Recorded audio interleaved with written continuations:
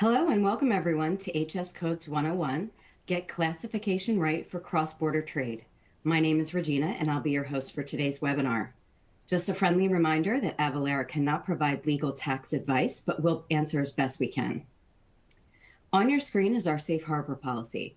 Please take a moment to review while I continue with some additional housekeeping. We're recording today's event, so if you'd like to listen to it again or share it with a colleague, you'll receive the recording within the next 24 hours. The console you're looking at can be customized. Feel free to move or resize the windows. The slides can be resized by dragging the bottom corner or by downloading the PDF slide deck under the additional resources. The additional resources section contains related resources, including the slide deck, and there are several ways to engage with the presenters and attendees today. First, if you have any questions, please submit them using the Ask a Question box.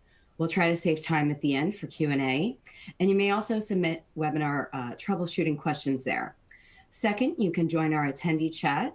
Click the icon at the bottom of your screen with the two chat bubbles. The attendee chat will appear, and we encourage you to introduce yourself, network, and discuss today's topic.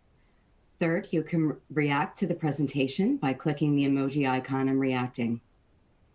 If you have any technical issues, there's a question mark icon at the bottom at the box, or reach out using the Ask a Question box.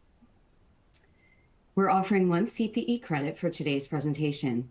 For those looking to receive CPE credit today, please note that we will ask you to respond to 3 of our 5 poll questions. The poll questions will pop up on your screen for a limited amount of time, so please make sure you're ready to answer when the question appears. Please do not split or tile screens on your computer, as this can affect the placement of the poll question. The webinar platform may not render correctly on mobile, so please try to get to a desktop.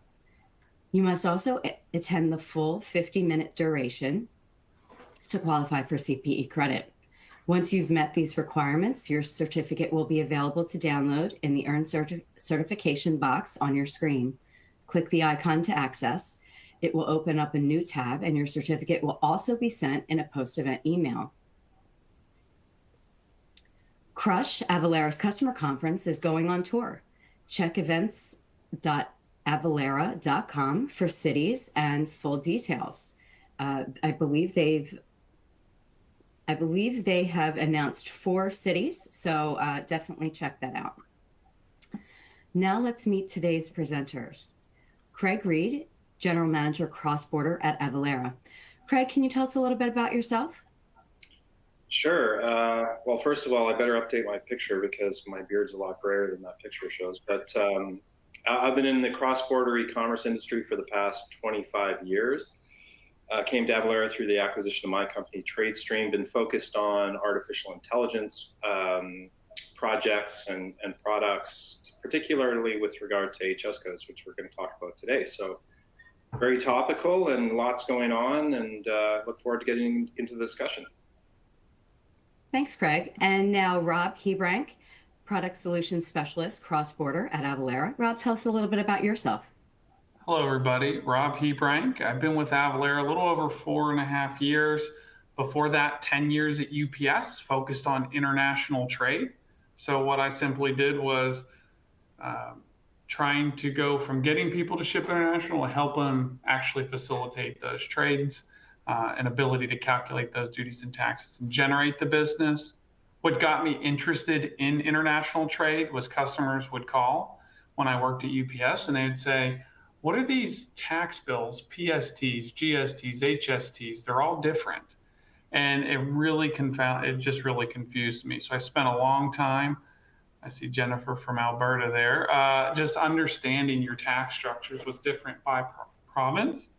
And so I figured it out, and then my love of international trade began.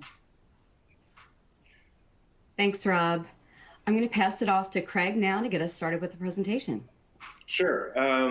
Thank you. So again, this is a lot about HS codes. So Rob's going to take you through some HS codes 101, get into a bit of detail on that. That's, I've always called HS codes the Rosetta Stone of international trade, and I think Rob can help illuminate why I say that. And then I'm going to take you through some of the trade and tariff trends. In my 25 years, I've never seen, well, I'm sure nobody has ever seen this pace of change that we've seen in the past 4 months.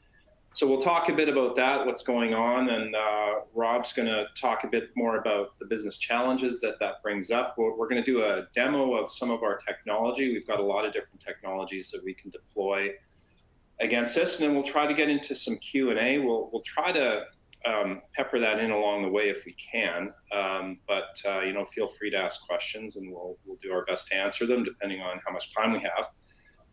First, though, let's get into a poll question. So, and this is, remember, you need to do 3 of these 4 questions, and you need to watch 50 minutes of the presentation to get CPE credit. So how familiar are you with HS codes or harmonized system codes? It'd just be good to get a sense of, what level of familiarity everyone has with these. I'm sure there's a range. Probably people have heard of them, but it just helps us kind of, tune the level of detail we go into. So if you don't mind answering that, I'll give you another couple of seconds and we'll click next. All right. So this is good because a very large majority are only somewhat to never heard of, and 13% are very familiar. So Rob, you got your work cut out for you. We gotta explain HS codes to everybody in a way that they can make sense of them, and hopefully you can walk away from this presentation understanding HS codes, and you can go explain them to your colleagues and friends. All right, so Rob, I'm going to turn it over to you, and you can tell everyone about HS codes. Okay, great. So let's start talking about HS code. You might have heard the term HTS code, tariff code. They're all kind of interchangeable, and what they're describing is an HTS code is a 10-digit code, but an HS code is 6 digits. And so the word harmonized, first harmonized system code, is what people think, wow, that's great. One code to doing global business. When I explained this to a customer, she once told me they should really call these unharmonized codes because they're different for every country that you're going to ship to. And so that is the confusing part. People read harmonized and think one, but in reality, it's just half a code.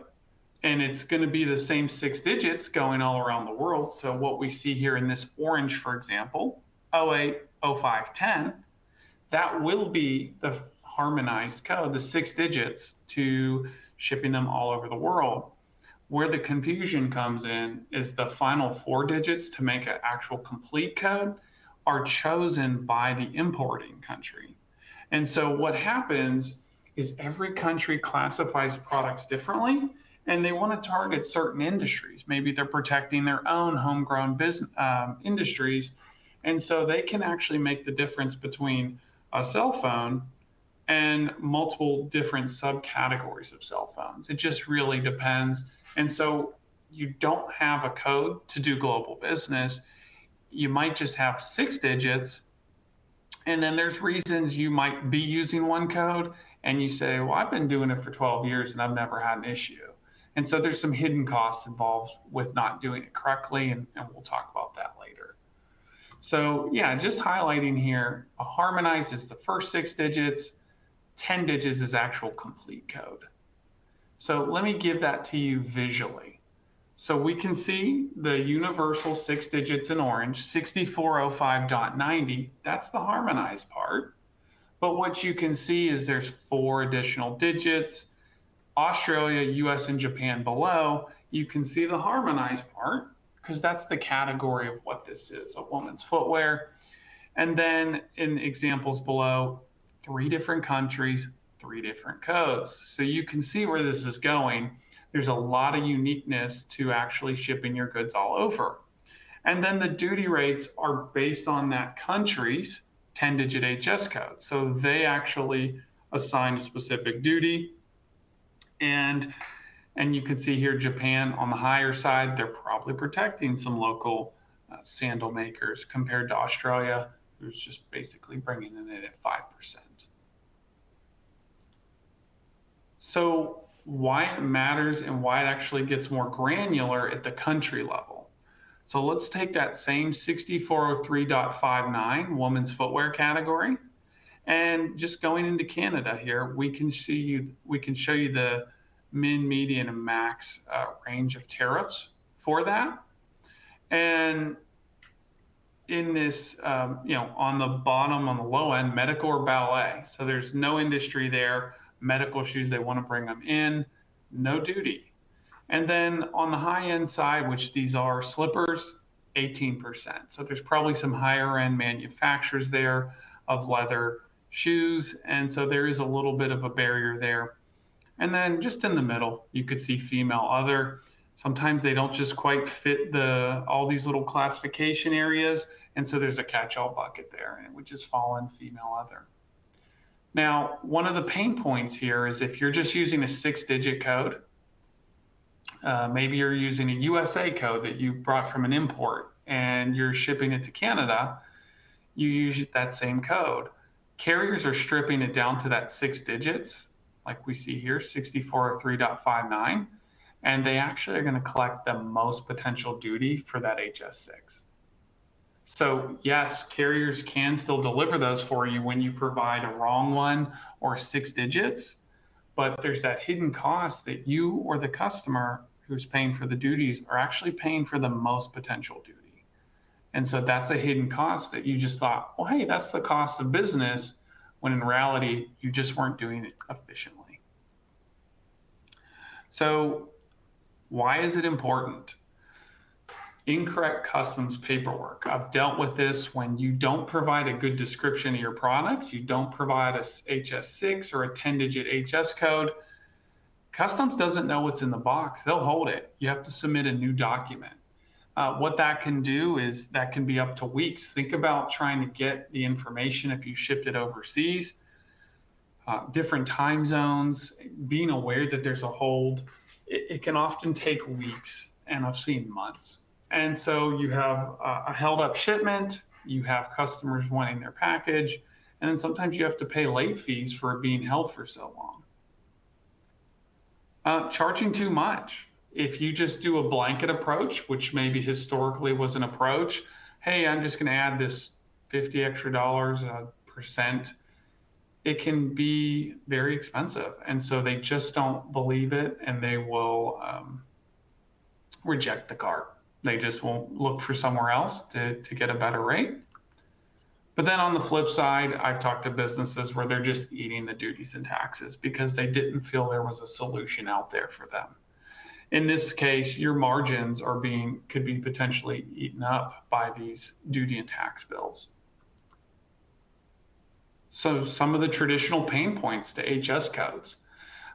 Inconsistent accuracy. I just came on the job, we had them. I'm not sure who made them, or I don't even know if they're up to date. Slow and manual. At UPS, I used to help people,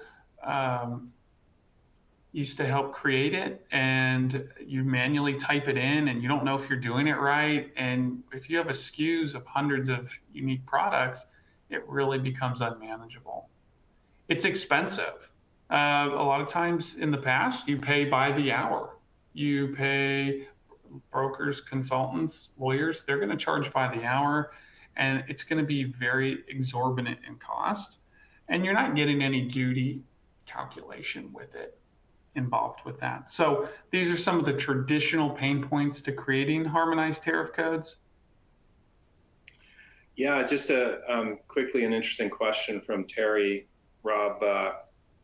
He said, if we ship with a 6-digit HS code, can the receiving customer challenge the 10-digit code chosen by the shipper?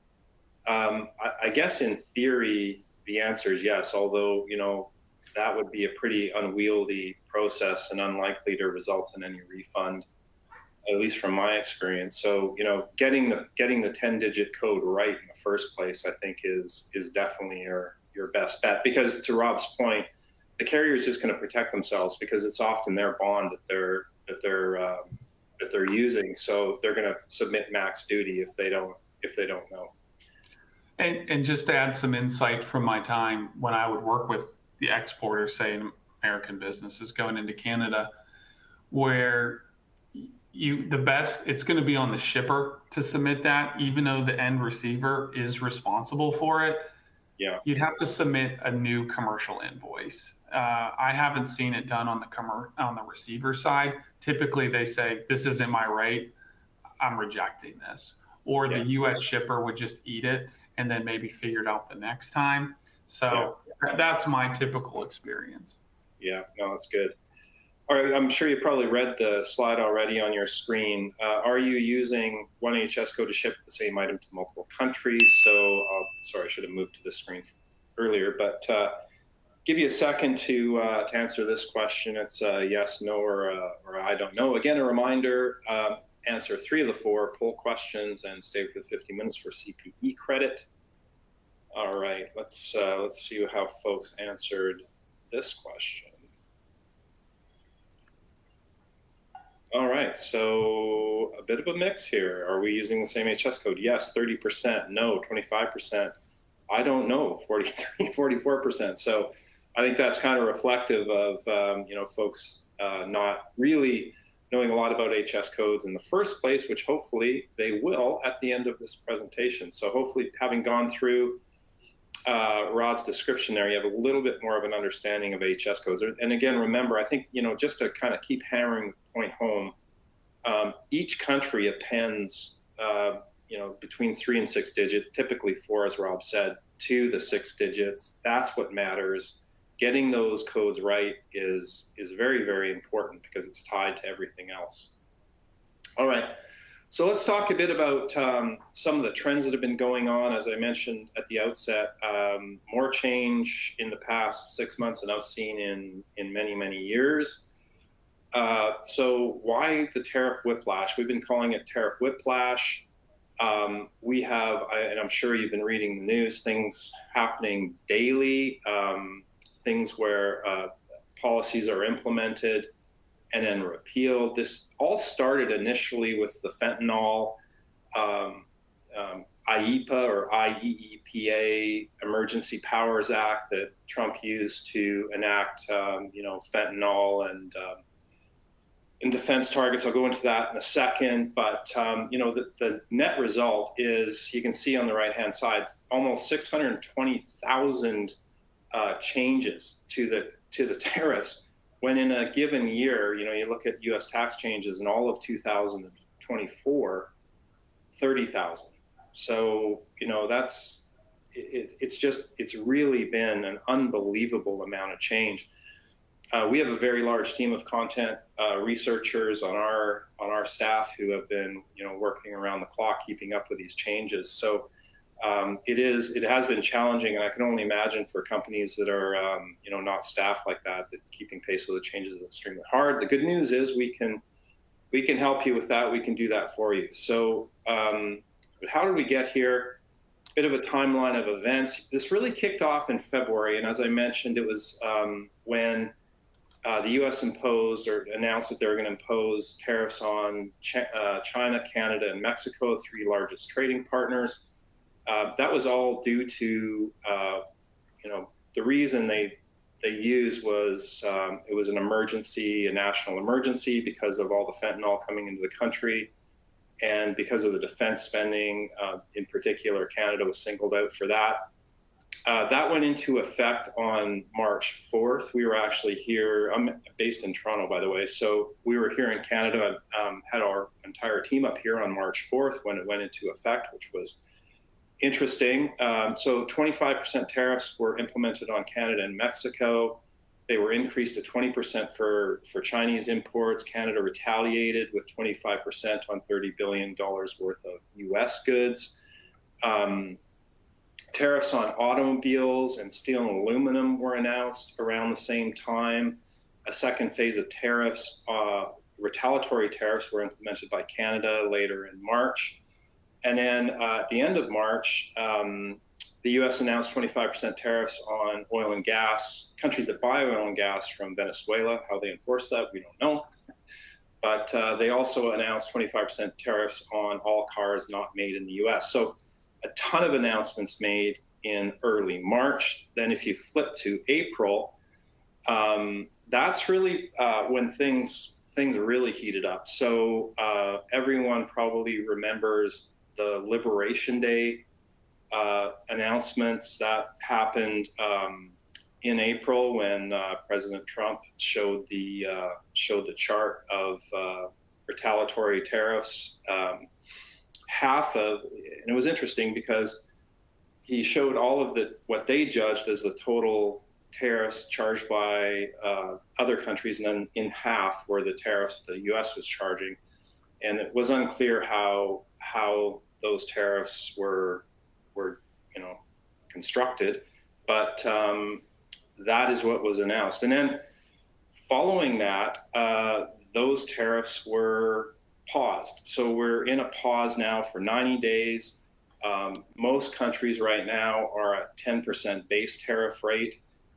Also during April, which really took over the news cycle, was all of the announcements with China. So that's when the escalation with China happened. Eventually ended up being 145% tariffs on China. China raised it to 84%. As everyone knows, later in May, they agreed to reduce those to 30% and 10% respectively. And actually, there's been a recent announcement that it's going to be 55%.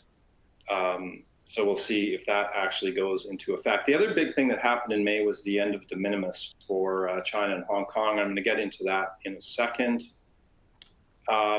Lastly, the other major sort of, news item beyond tariffs was the challenges to the tariffs. So the Court of International Trade said that IEEPA did not grant the president the power to impose tariffs. The White House appealed that, and they have stayed that. So we're waiting to see what ultimately happens with that. But there's been a stay of execution on that, so to speak. And also, there was the other thing that's happened is a lot of exceptions. So where in areas where there's not much of a U.S. manufacturing capability, there's been a lot of pauses for different tariffs or exclusions that can be claimed. So that's another thing. And that actually, the reason I point that out is because all of those exclusions are HS code based. So again, everything I've just talked about, all of these tariffs are all related back to the HS codes for all the different goods. So many of these tariffs are punitive, meaning that they're added on top of the base rates that are charged. And the base rates that are charged are based on the HS codes that Rob went through, the 10-digit HS codes. So, and as you've no doubt noticed on the right-hand side, we keep up with these changes so you don't have to. We also keep a list of U.S. tariffs by country that we update constantly. You'll get a copy of this presentation after. That is a hot link. You can't click on it on your screen right now, but you will be able to after the fact. So where does that leave us?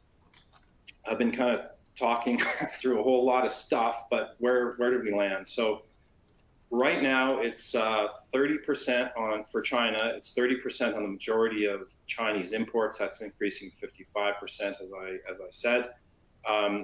So Section 301 tariffs remain fully in effect. So that means Section 301 is a long list of goods that go from 7.5% to over 100% tariffs. That's the base tariff, and then the 30% is on top of that. Also, we ended de minimis on May 2nd, and again, I'm going to get into that in a second. So that's where we sit with China, 30% going to 55%. Canada and Mexico are still at 25%, although there has been rumblings that Canada has a trade deal they're about to announce. That does not include USMCA compliant goods, so anything majority made in Canada or Mexico that qualifies for that trade agreement are at 0% tariffs. And then there's some energy products in Canada that are at 10%. General tariffs, so in general, everybody else is at 10%, except for steel and aluminum's at 25%, autos are at 25%, the oil and gas from Venezuela is at 25%.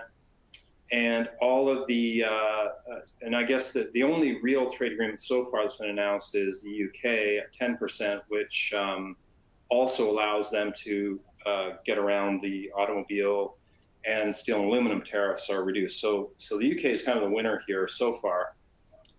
And We'll wait to see what happens on July 9th, which is less than a month away.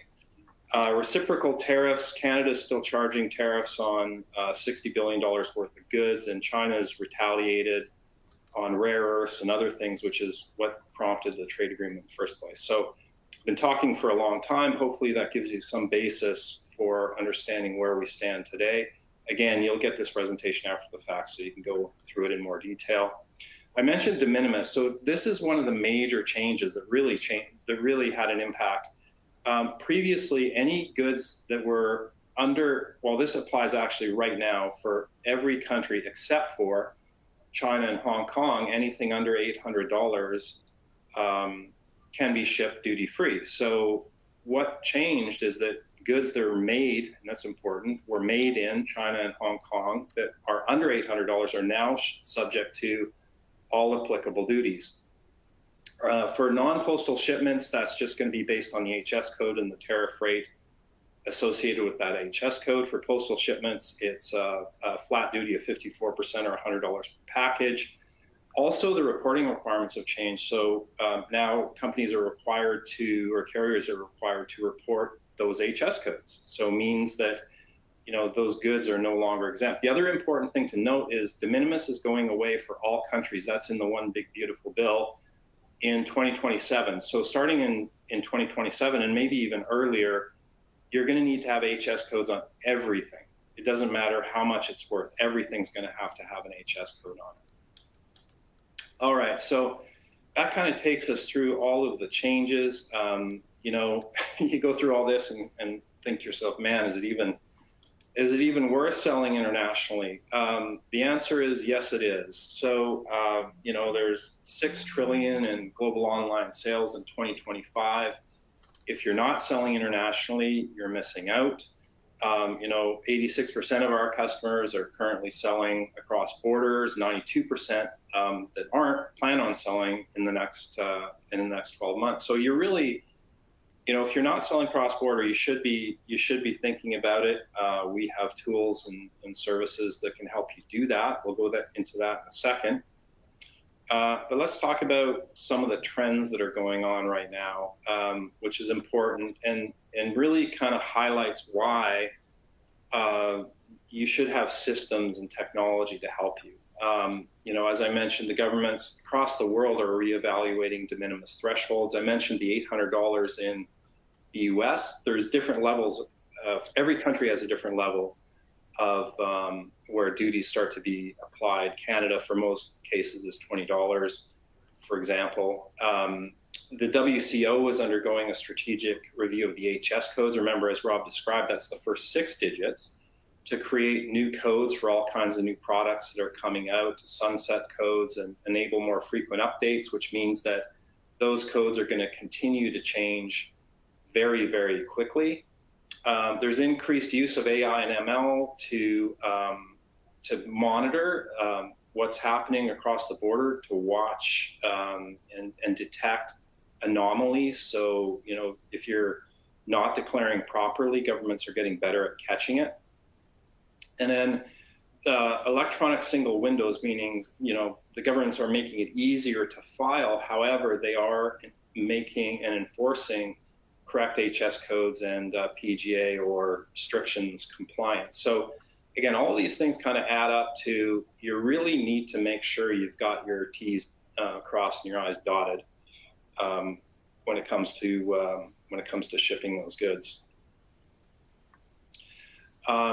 So some things to consider, and I think the title there is very good. You can outsource the process, but you can't outsource the responsibility. So as a shipper, it is your responsibility. And the red flags that government auditors look for is that, you haven't sufficiently documented your shipment. You don't monitor, interact with your broker on classification issues, or you rely on one employee where there's no, you have no backup. You don't have enough internal knowledge of what's required, or you have a high turnover of people in key positions. Those are red flags for government auditors. And, the quote on the right is very apropos. So as the importer-exporter record, you're legally responsible for correctly classifying your goods, even if you employ an agent to handle customs on your behalf. So that means you should be, again, just, I know we're beating the drum here, but you really need to make sure that your goods are compliant and that you have the correct information. And the correct information is first and foremost the HS code. That's why we're talking about it. But also the country of origin is important. Understanding the de minimis levels in different countries and your declared value. What your goods are worth. All right, so let's. I've been talking for a long time, but let's get into a poll question here. I'm going to click next. So how are you planning to adjust your supply chain for all these changes? We've asked this question a lot. We actually do a Trade and Tariff Tuesdays. We've done it for 18 weeks in a row, believe it or not. And we ask this question very consistently, and the answers are very interesting. So are you planning to diversify your suppliers and manufacturers, switch to local, invest in new tools and technology? Are you rethinking your distribution strategy, other things that aren't listed here, or you don't know yet? What are you folks thinking in terms of adapting to all of these dynamic changes that are going on? And give a couple more seconds for that. All right, let's see what everyone's thinking here. Yeah, this is roughly consistent with what we see in our Tuesday webinars, although, a little more spread out, I would say, and I don't know yet, is probably higher than it typically is. But diversification, that's usually the two biggest things we see. Folks are diversifying to get away from some of the tariffs, or they just don't know yet because, and, I think it makes sense because the 90-day pause isn't over. All the trade agreements haven't been announced. The dust hasn't settled yet, basically. So that's not surprising, but thank you for answering that. Again, a reminder, 3 out of 4 questions and stay for 50 minutes and you get CPE credit. So they're probably sick of hearing me talk, Rob. So I'm gonna turn it back over to you to talk about some of the business challenges associated with HS codes. Okay, some of the business challenges that some of you might already be experiencing, or maybe you're not aware of them and other people in the organization are. So here's some of these challenges around HS classification. And while Craig was talking, I was trying to hit everybody up in the question section. We will get to those. But some of the descriptions, so terminology used, baby food, homogenized composite food preparations, like understanding that just because you have a product that you know well, and it's pretty straightforward, it's described differently in these harmonized tariff code schedule books. GRIs, legal section chapter notes.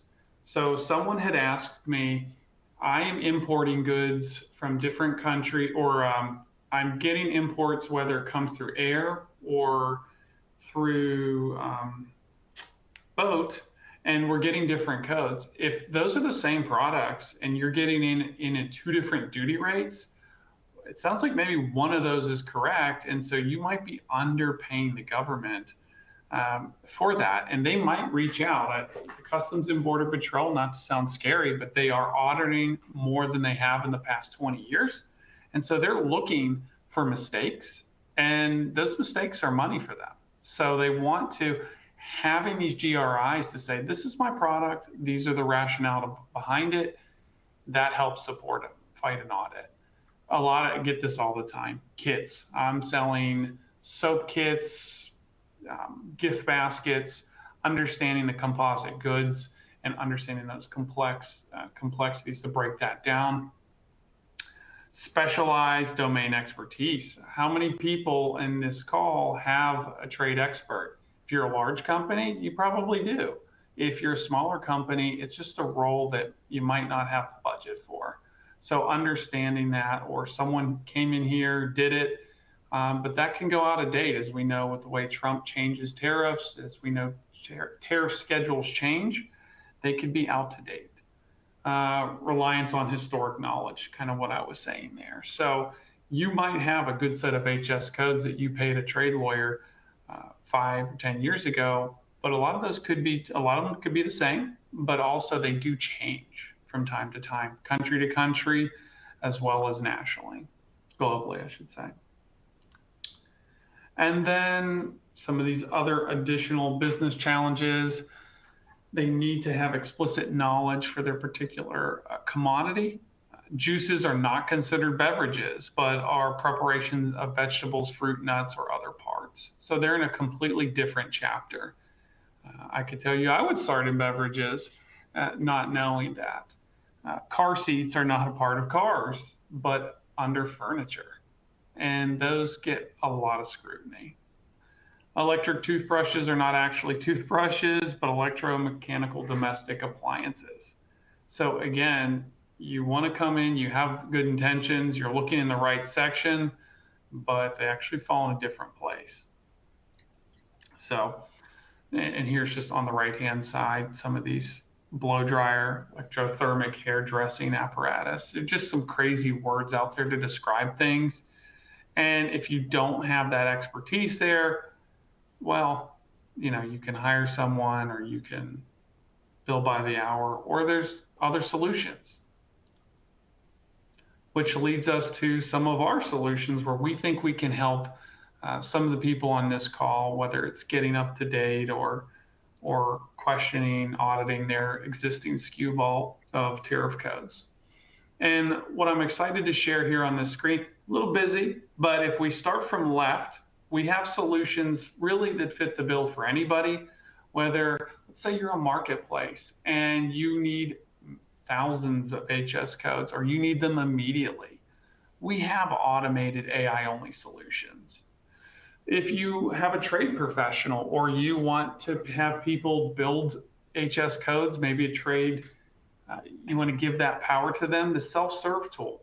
It's a guided tool that knows all of the parameters to ask you the right questions to build out that HS code. Our bread and butter here on the third box here, managed, we use AI to do a heavy lift. So let's say you have thousands upon items that you need classified. That would just be a fortune if you're going to have someone manually look those up. We use AI. We've been using AI for over 8 years. We understand that AI, and a lot of people are realizing this, it's not always accurate. It's good at heavy repetitive tasks, but we actually have human experts in the loop to come off and sign off on all these. So what we provide you with is a hybrid solution where we use automation, still have the human experts in the loop to provide you high-grade tariff code classifications at affordable cost that's manageable in size and scales that you need. We can do millions of HS codes. Most people won't have that need, but that's just the kind of capabilities that we offer. And then the last one here, the managed premium, very similar, where we actually have human experts in the loop, but we provide the GRIs, the homework, if you will. So if you wanted to get all your goods classified and then have the GRIs, is it a get out of jail free card? No. But if CBP comes knocking, you have the first round of evidence to share with them to fight this audit. And so that's really good. Again, the bottom three boxes, speed and accuracy.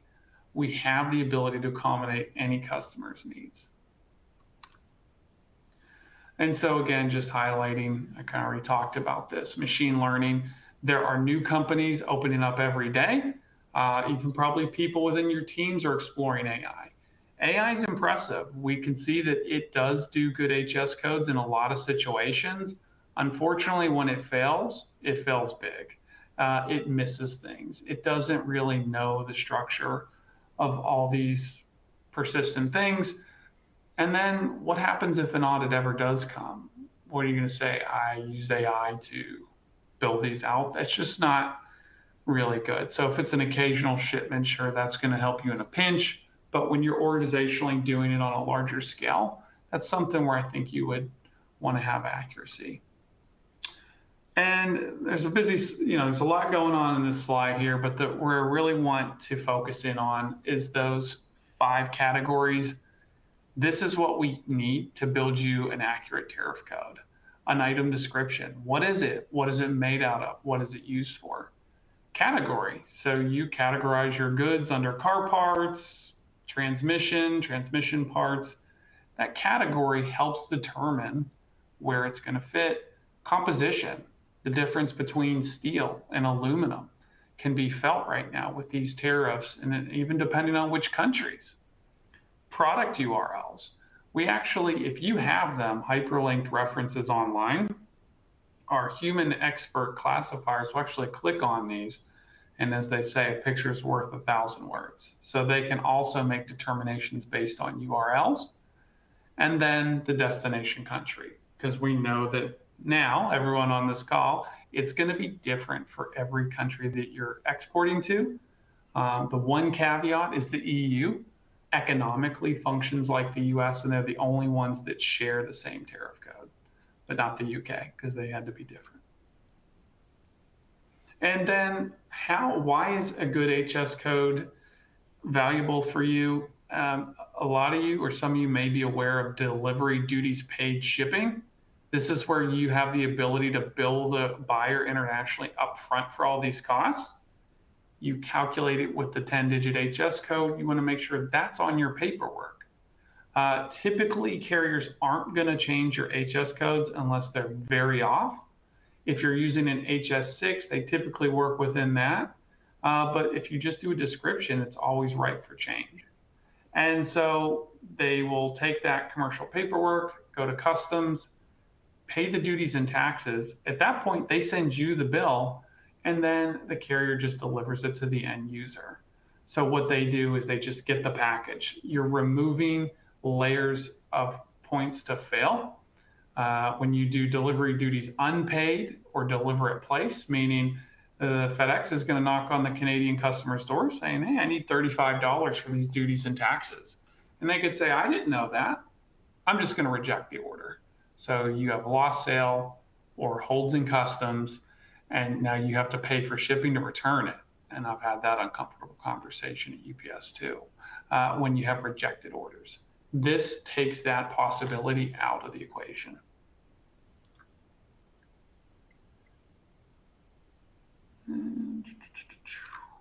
Okay, so here's some of the solutions that we can help out with.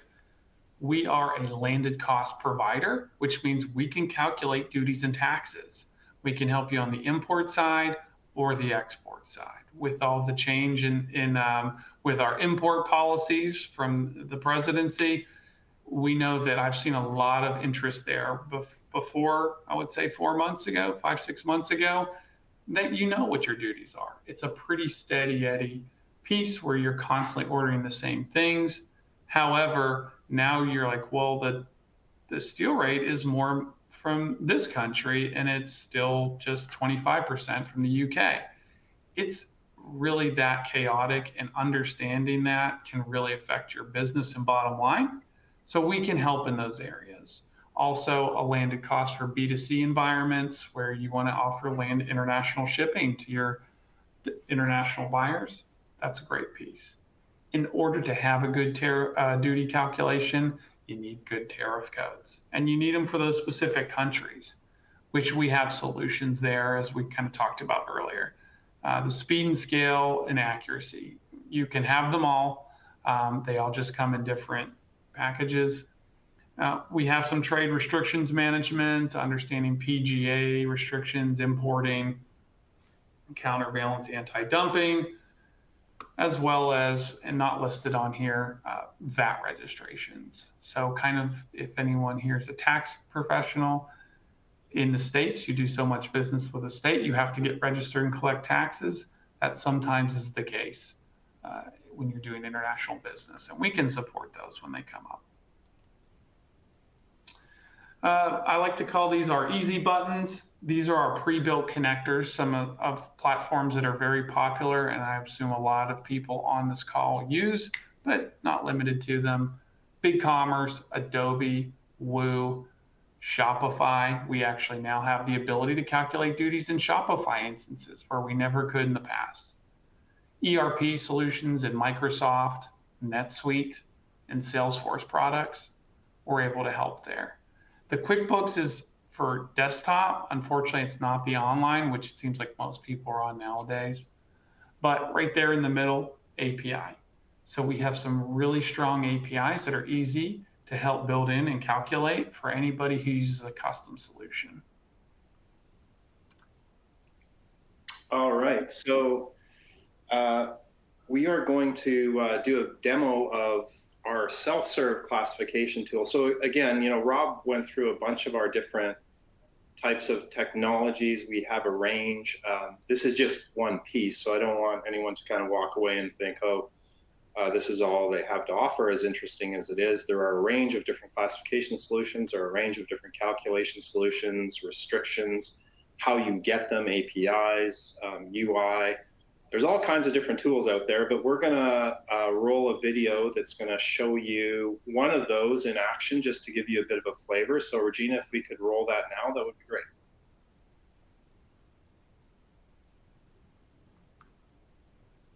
Welcome to the Avalara Tariff Content Classification Tool demo.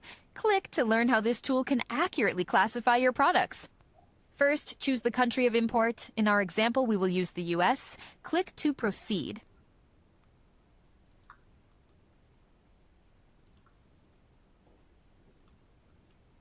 Next, select the country of origin. In our example, we will use China. Click to proceed.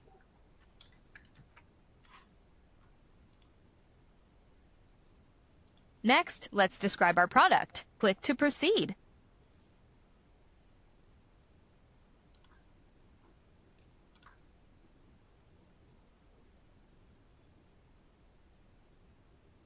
Welcome to the Avalara Tariff Content Classification Tool demo.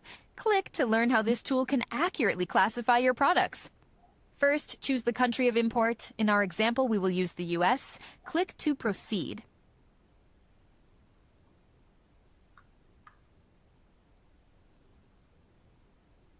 Next, select the country of origin. In our example, we will use China. Click to proceed.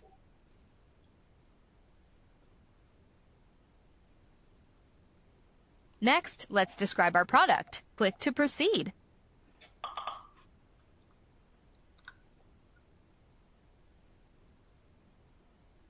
Now, we are ready to classify. Click to proceed.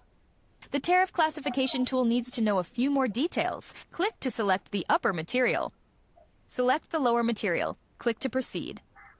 We've now reached an HS. Click to drill down to reach the HS10. Since our product is a men's golf shoe, click to drill down. Since our product is not welt footwear, click to drill down. We have reached the HS8. Click to find the HS10. We have now reached our HS10. Click to see rate description. Here we can see the total duty amount for this product.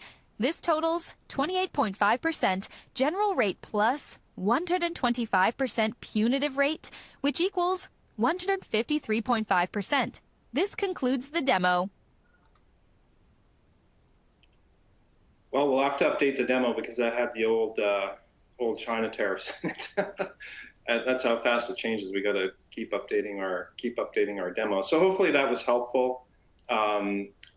This is just a screenshot you see on your screen of the different screens that were showed to you on the demo itself.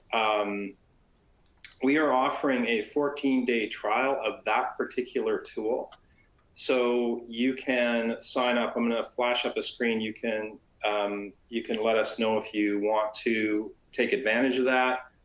3 destinations, US, Canada, and the EU. And unlimited country of origin selections. You can do up to 30 unique HS and tariff code classifications. So let you kind of play around, see how that particular tool could be helpful for you. So I am going to flash up a scratch. I'll pass this one. Yeah, so if you want to get a 14-day trial, please click yes, and we will have someone in touch with you very shortly, giving you credentials and letting you know how you can access the tool. So I'll give you a second just to let us know if that's something you want to take advantage of. All right. And then next, last CP question. Would you like to talk with an expert about your global trade compliance? We can put you in touch with someone from Avalara who can answer your questions and how our different technologies might be able to help you out. So we'll give you, so actually, you know what, we'll leave it up there for a second, maybe get into some Q&A. I saw some interesting ones here, Rob. So the first one I saw is, I got called out, I made a mistake. You know, Tammy pointed out, is Canadian Steel not at 50%? Yes, it's moving to 50%. It was at 25%. That is a recent announcement. It is going to 50%. So that is another, you know, major change that has happened just recently. Let's just kind of scan the questions here. How do I know, Julie's asking, how do I know which non-USMCA goods will be taxed at 25%? Well, that's HS codes. So if you have the correct 10-digit HS code, Julie, then you will know what the tax rate is, or pardon me, what the tariff rate is going to be for that particular good. Another question from Israel, how often do they change codes? You know, traditionally it was every 4 years, 4 or 5 years, they would make major changes to the HTS codes. And that means the harmonized codes, but then countries can make changes to the 10-digit codes pretty much anytime they want.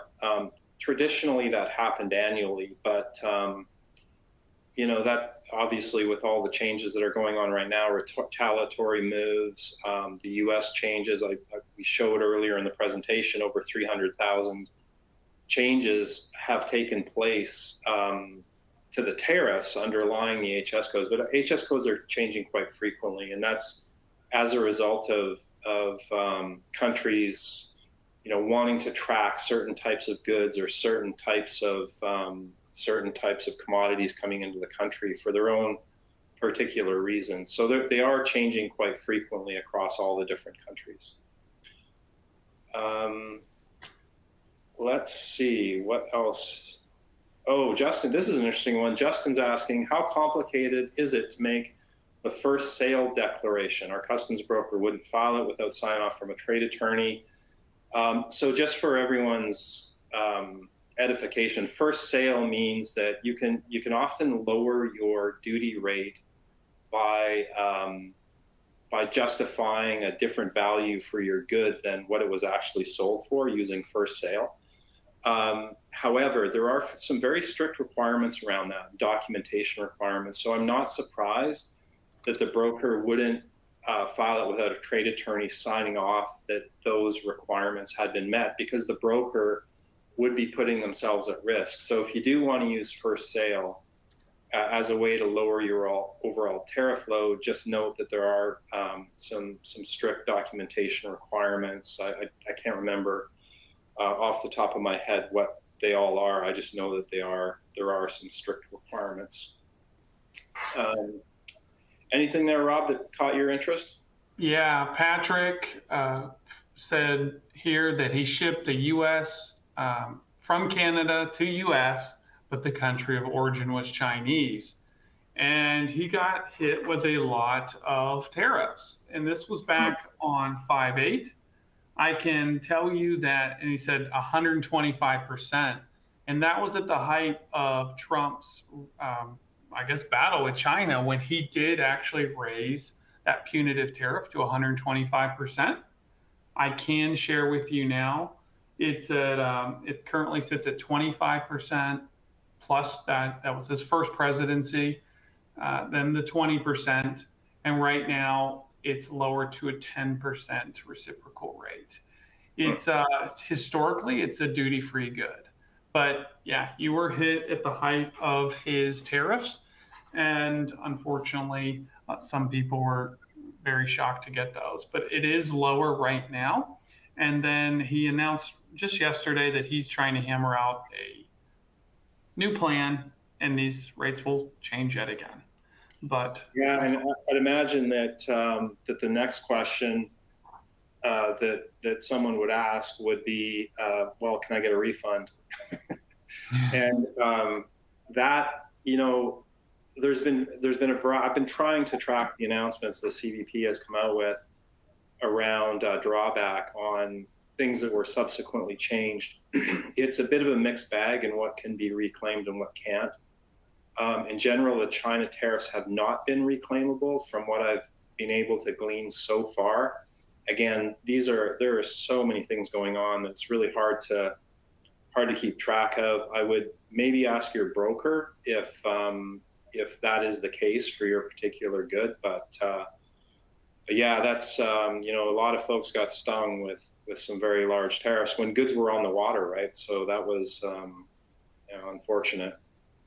Related, forgive me if I pronounce your name wrong. Oriel Bruno asked, is country of origin Macau still available for de minimis? Answer is yes, so far. So Macau has not been singled out. It is currently just Hong Kong and mainland China that have been, with the de minimis has been taken away from. Macau so far has escaped that treatment. From Guy, I'm guessing it might be Guy or Guy. Gail, how do things change? How do these changes apply to ATA Carnet shipments? I'm finding no brokers who want to handle this type of shipment. So again, for folks that may not know what that means, ATA Carnet shipments are it's kind of like having a passport for your goods.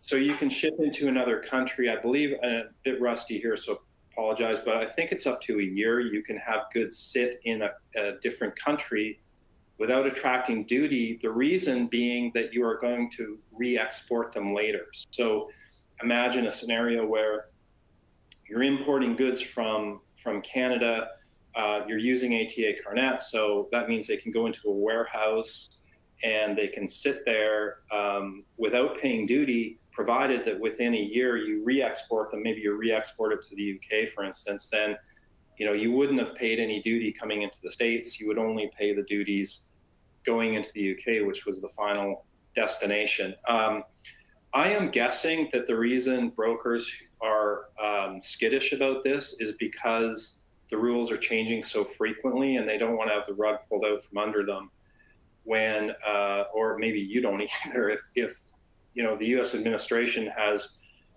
made a lot of changes, so they might deny ATA Carnet for whatever reasons of their own. So I guess I can't speak for them, obviously, but I think that would probably be why. All right, we only have a few minutes left, and there's a couple of other things that we need to get to. There are more questions. We will do our best to answer your questions post-webinar and send you the answers. Lots of great questions, guys. Thank you so much for all of your interest and for hearing us out on HS codes. Hopefully it was helpful for you. I'm going to turn it back over to Regina, who's going to talk to you a bit about what we're going to be up to over the next little while. And take care, everyone. And thank you again for attending. All right, thanks, Craig. Just a note on some upcoming webinars you may want to check out. Our Trade and Tariff Tuesday series is obviously kind of a companion for our topic today. We have a special guest host from our partner Logic Broker on the 17th. And then we also have Consumer Use Tax Explained coming up on July 9th. But you can check out all webinars that will be upcoming at avalara.com/webinars. Again, just touching on Crush on Tour, 4 locations have been announced, and it is a free conference, this Crush on Tour. So check that out at events.avalara.com. And to close us out, just a couple of notes on CPE qualifying for today. If you did qualify for CPE credit, you can download your certificate now in the CPE certificate engagement tool. It will also be available in a post-event email that you'll receive within the next 24 hours. We'll also include a link back to this console to view on-demand recordings, slide deck, and additional resources. All right, that's all the time we have for today. Thanks so much for joining us, and thank you to our speakers. That concludes today's webinar.